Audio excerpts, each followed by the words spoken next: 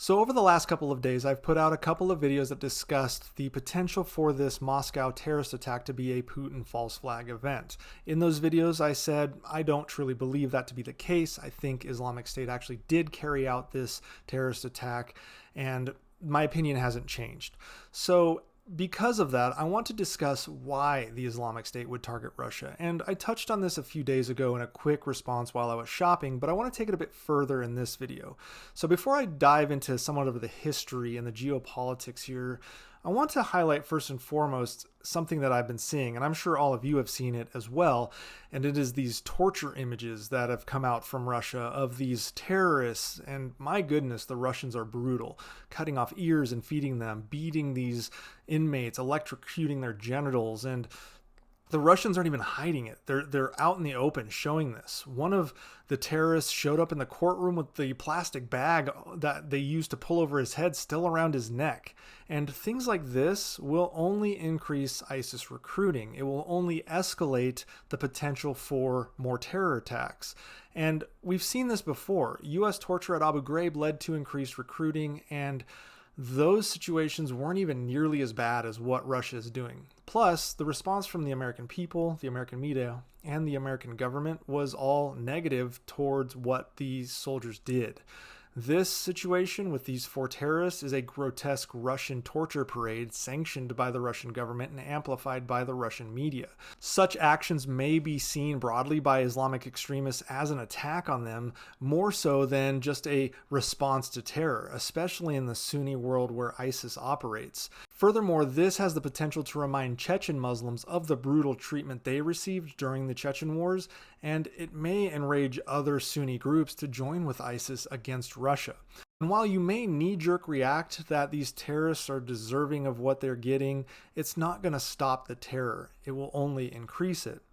But there is a broader issue here that goes back throughout many years. Russia's recent actions in the Middle East, notably their increased involvement in Syria, its strategic movements towards Libya, building counterterrorism capability in Egypt, and the brutality of Wagner in the region has significantly changed the attitudes towards Russia within ISIS and other groups here. Moscow's presence in the Middle East has not only pissed off ISIS, but also has angered Sunni militants worldwide.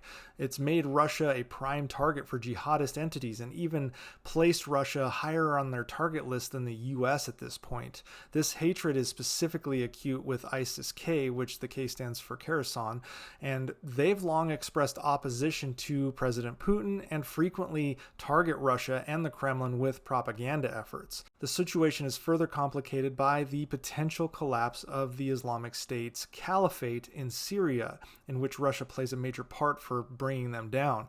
Bashar al-Assad, who is the president of Syria, has been fighting ISIS with Russia's backing for years, and they know that Assad is a good friend to the Kremlin. So as the mission in Syria comes to a close, and as ISIS on paper seems defeated, there is this looming threat of foreign fighters, including an estimated 2,500 Russian Islamic extremists returning home, and they are very angry at Russia's support of Assad, and they're willing to target the Kremlin. Adding to this complexity is Russia's alliances with Iran and Hezbollah, both of which are Shia. This has entrenched Russia on the side of the Shias in the Sunni-Shiite conflict. The Islamic State's perception is Russia's major support of Iran means they are anti-Sunni, and therefore jihad must be waged against them.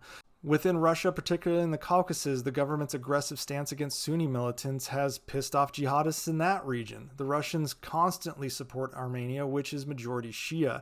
The Russians also supported and even assisted in mass deportations of Sunnis back to Syria and the broader Middle East, further angering Sunni militants.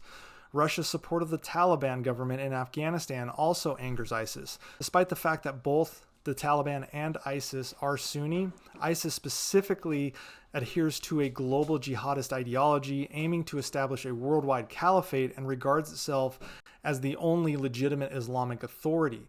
This puts them at odds with the Taliban, who follows a more nationalist approach, focusing primarily on Afghanistan and implementing its version of Sharia law there. So naturally, because they disagree on the smaller details here, they kill each other. The problem is Russia backs the Taliban, and that angers ISIS.